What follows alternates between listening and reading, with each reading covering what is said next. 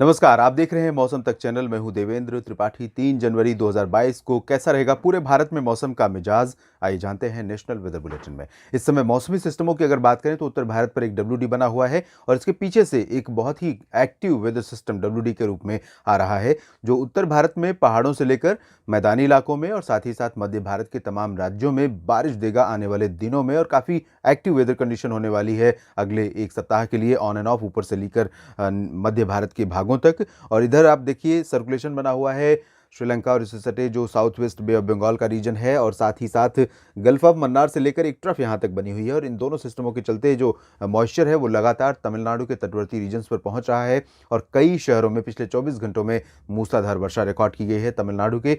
और आपको बता दें कि अगर आपको डिटेल जानना है कि कितनी बारिश हुई है तो इस चैनल पर ही एक टॉप 20 रेनिएस्ट सिटीज़ का बुलेटिन मैंने अपलोड किया है, उसमें आप देख सकते हैं। उसमें सारे 20 शहरों के बारिश के आंकड़े हैं।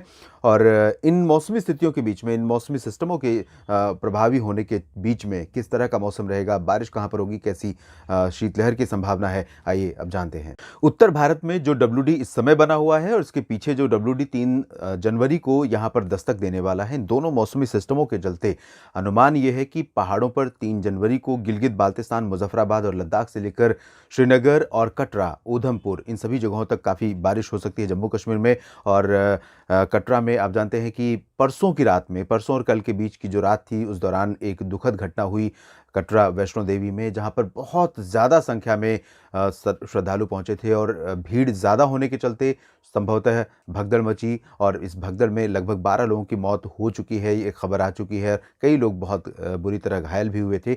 हालांकि अभी और भी अपडेट आना बाकी है और इसकी जांच के आदेश दिए गए हैं, लेकिन ये कम से कम हमारी जिम्मेदारी है कि जब भी हम कहीं जा रहे हैं, अगर वहाँ पर आवश्यकता से अधिक बर्डन है, भीड़ का गैदरिंग बहुत ज़्यादा है, तो हमें अपने आप को नियंत्रित और सेल्फ डिसिप्लिन करना चाहिए। भले आप वहाँ तक आए हैं, आपको दर्शन नहीं मिल रहा है, आप वापस लौट सकते हैं, दोबारा फिर से दर्शन के लिए वापस आ सकते हैं। तो कम से कम इस तरह की स्थितियाँ ना होने पाएँ।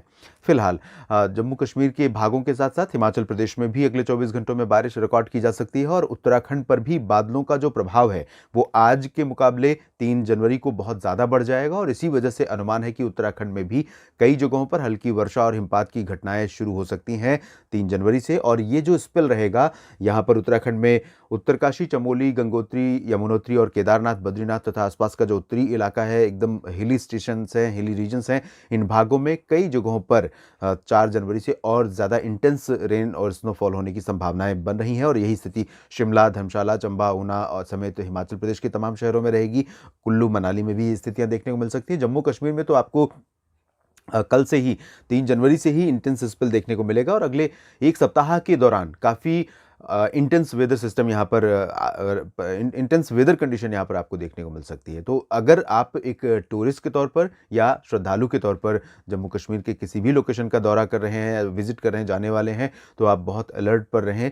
सुरक्षित रहना पहली प्राथमिकता होनी चाहिए घूमने से और दर्शन करने से। तो सुरक्षित रहेंगे, उसके बाद दोबारा फिर से आप वापस पहुंच सकते हैं। लेकिन आपको बता दें कि 2020 और 2021 और 22 के बीच का जो विंटर सीजन था, इसमें नवंबर और दिसंबर में बहुत कम स्नोफॉल हुआ, लेकिन अब जनवरी ऐसा लग रहा है बहुत ज़्यादा स्नोफॉल का महीना होगा और इस दौरान बहुत व्यापक स्नोफॉल और बारिश होने की संभावना है। और ऐसे में जो उत्तरी पर्वतीय इलाके हैं, इन भागों में सामान्य जनजीवन प्रभावित हो सकता है। स्थानीय लोगों का रास्ते कई जगहों पर भारी बर्फबारी के कारण बंद हो सकते हैं। तो अगले एक सप्ताह के दौरान बहुत ही सतर्क होकर के ही आपको अगर पहाड़ों का रुख करना है तो करना होगा। मैदानी इलाकों की अगर हम बात करें तो पंजाब, हरियाणा और राजस्थान, उत्तराखंड, उत्तर प्रदेश और दिल्ली, इन सभी क्षेत्रों में फिलहाल अभी तक उत्तरी दिशा से हवाएं आ रही थी और हवाएं अब कमज़ोर होने लगी हैं। जैसे जैसे हवाएं कमज़ोर होंगी, यहाँ पर सिस्टम पहुंचेगा डब्ल्यूडी और हवाएं कमज़ोर होंगी, सर्कुलेशन राजस्थान के ऊपर बन चुका है, ये और स्ट्रांग होता जाएगा। और इन सभी सिस्टमों, इन मौसमी बदलावों के चलते यहाँ पर रात का जो तापमान है, न्यूनतम तापमान, वो बढ़ जाएगा। जो रात में बहुत ज़्यादा गलन हो रही थी वो आपको 3 और 4 जनवरी से देखने को नहीं मिलेगी, कम से कम अगले 3-4 दिनों के दौरान, जब तक कि बारिश का मौसम बना रहेगा, जब तक कि बादल छाते रहेंगे, पहाड़ों पर बर्फबारी और मैदानी इलाकों में बारिश होती रहेगी। फिलहाल 3 जनवरी को यहाँ पर इन सभी शहरों में, पंजाब के और हरियाणा के, दिल्ली के, राजस्थान और उत्तर प्रदेश के इन भागों में हवाओं का रुख बदलने से वेस्टर्न उत्तर प्रदेश तक बदलाव आएगा। पूर्वी उत्तर प्रदेश के शहरों में अभी ठंडी हवाओं का असर रहेगा 3 जनवरी को और तापमान गिरेगा, कोल्ड वेव कंडीशन कई जगहों पर रहेगी। और इन भागों में भी हालांकि आइसोलेटेड प्लेसेस पर कोल्ड वेव कंडीशन रहेगी, हिसार, चुरू, गंगानगर और सिरसा, मेरठ, नजीबाबाद, दिल्ली, आगरा, अलीगढ़, जयपुर, अजमेर, ये जो रीजन्स हैं इन भागों में कुछ जगहों पर इस तरह की कंडीशन रहेंगी, लेकिन थोड़ा सा इंप्रूवमेंट आज की तुलना में कल आपको दिखेगा और सर्दी से थोड़ी राहत मिल सकती है। बारिश होने के चलते, बादल छाने के चलते 4 तारीख से दिन का तापमान गिरेगा और काफ़ी ज़्यादा सर्दी बढ़ जाएगी। 3 तारीख को फिलहाल मैदानी इलाकों में बारिश की संभावनाएं नहीं है, लेकिन पंजाब और राजस्थान में बादल छा सकते हैं और आइसोलेटेड प्लेसेस पर रात में बारिश भी शुरू हो सकती है शाम या रात के समय। बाकी अगले दिन में बदलाव आएगा और डिटेल के लिए मैं अगले बुलेटिन में आपको अपडेट करूंगा। पूर्वी उत्तर प्रदेश के क्षेत्रों में जैसे मैंने बताया कोहरा छाएगा और कोल्ड वेव चलेगी और कोल्ड वेव के साथ साथ कोहरा भी यहाँ पर छा सकता है। बिहार और झारखंड में भी कुछ स्थानों पर कोहरा छाने की संभावनाएं रहेंगी और कोल्ड वेव कंडीशन यहाँ पर बनी रहेगी। कई जगहों पर तापमान सामान्य से नीचे रहेंगे। उप हिमालय पश्चिम बंगाल, सिक्किम और गंगीय पश्चिम बंगाल में भी ऐसी ही स्थितियां रहेंगी और सिक्किम और उप हिमालय पश्चिम बंगाल से लेकर अरुणाचल प्रदेश के क्षेत्रों में लगातार बादलों का प्रभाव पहले की तरह ही बना रहेगा और इन सभी क्षेत्रों में दार्जिलिंग से लेकर गैंगटोक तक जो सिक्किम और उप हिमालय पश्चिम बंगाल है, अरुणाचल प्रदेश में पूर्व से लेकर पश्चिम तक का जो रीजन है, इन भागों में उत्तरी इलाके खासतौर पर सीमावर्ती जो रीजन्स हैं, इन भागों में कई जगहों पर वर्षा हो सकती है, लेकिन आइसोलेटेड लाइट रेन हो सकती है, बहुत लाइट रेन या बूंदाबांदी। बाकी जो पूर्वोत्तर क्षेत्र हैं इन भागों में मेनली ड्राई वेदर रहेगा, इंक्लूडिंग असम, मेघालय, नागालैंड और मणिपुर, मिजोरम, त्रिपुरा में भी ऐसी स्थितियां रहेंगी। ओडिशा, छत्तीसगढ़, मध्य प्रदेश, महाराष्ट्र से लेकर गोवा और गुजरात तक इन सभी भागों में ड्राई वेदर रहने की संभावना है। तापमान बढ़ जाएगा गुजरात में भी। गुजरात में उत्तर दिशा से आने वाली हवाएं थोड़ा सा अब बाधित हो जाएंगी। हवाओं का जो फ्लो था उत्तर दिशा से आने वाला वो रुक जाएगा क्योंकि यहाँ पर सर्कुलेशन बन चुका है राजस्थान के आसपास के भागों पर और बादल यहाँ पहुंचने लगे हैं। तो यहाँ आप उम्मीद कर सकते हैं सर्दी से राहत की और कल से ही थोड़ी बहुत बारिश शुरू हो सकती है कच्छ के क्षेत्रों में। बाकी जो गुजरात का रीजन है, उत्तरी इलाका, मेहसाना, पाटन, साबरकांठा, बनासकांठा, पालनपुर में, अहमदाबाद, गांधीनगर, वडोदरा और राजकोट, जामनगर, द्वारका, पोरबंदर, ये जो रीजन है इन भागों में कल रात से यानी 3 जनवरी 2022 की रात से या फिर 4 जनवरी की सुबह से यहाँ पर बारिश की गतिविधियाँ शुरू हो सकती हैं और आने वाले समय में काफ़ी बारिश होने की संभावना इन क्षेत्रों में नजर आ रही है। हालांकि जो दक्षिणी गुजरात का हिस्सा है, दक्षिण पूर्वी, जिसमें सूरत से लेकर डांग, तापी, नवसारी, वलसाड़ का हिस्सा शामिल है, इन भागों में फिलहाल मेनली ड्राई वेदर रहेगा।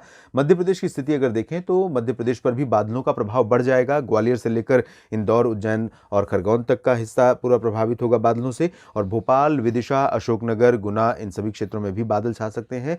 आइसोलेटेड प्लेसेस पर मध्य प्रदेश में भी रात के समय 3 जनवरी की रात के समय बारिश हो सकती है, जिसमें उज्जैन, धार, इंदौर, खरगोन और आसपास के हिस्से शामिल होंगे और उसके बाद 3 के बाद 4 जनवरी से यहाँ पर काफ़ी active weather system, weather condition यहाँ देखने को मिलेगी।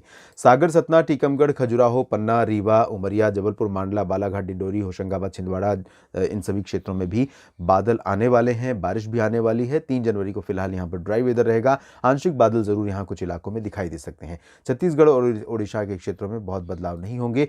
विदर्भ, मराठवाड़ा, मध्य महाराष्ट्र और कोंकण गोवा तथा गोवा, इन सभी भागों में भी शुष्क मौसम रहेगा। दादरा नगर हवेली, दमन दीव में भी ड्राई वेदर रहेगा।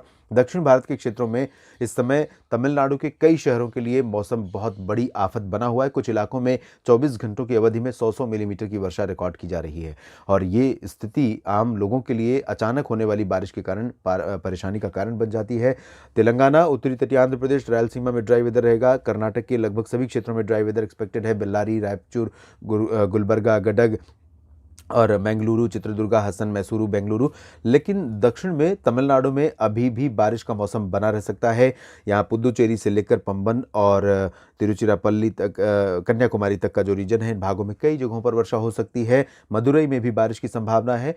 तिरुपति और तिरुचिरापल्ली और कोयम्बटूर, सेलम, वेल्लोर, चेन्नई, और अंदरूनी जो शहर हैं बाकी इन भागों में फ़िलहाल मौसमी स्थितियाँ थोड़ा-सा सुधरेंगी, लोगों को राहत मिलेगी। हालाँकि भारत की केंद्रीय मौसम एजेंसी द्वारा, सरकारी मौसम एजेंसी द्वारा अलर्ट जारी किया गया है अभी भी तमिलनाडु के लिए, क्योंकि सिचुएशन यहाँ पर फ़ेवरेबल थोड़ा बनी हुई है मॉइस्चर के पहुँचने का, लेकिन वो मॉइस्चर थोड़ा-सा नीचे जा रहा है। इस वजह से उत्तरी शहरों की तरफ राहत मिल जाएगी। दक्षिणी शहरों में भी कम से कम अगले 24 घंटों के लिए स्थितियाँ यहाँ पर थोड़ा-सा सतर्क रहने वाली बनी रहेंगी। केरल में भी बारिश हो सकती है, लक्षद्वीप में भी आइसोलेटेड प्लेसेस पर वर्षा की संभावना है। अंडमान व निकोबार द्वीप समूह के क्षेत्रों पर बादल दक्षिणी भागों पर ज़्यादा रहेंगे और यहाँ पर कुछ इलाकों में वर्षा हो सकती है। उत्तरी भागों में मेनली ड्राई वेदर एक्सपेक्टेड है। देश भर के मौसम पूर्वानुमान के इस बुलेटिन में अभी इतना ही।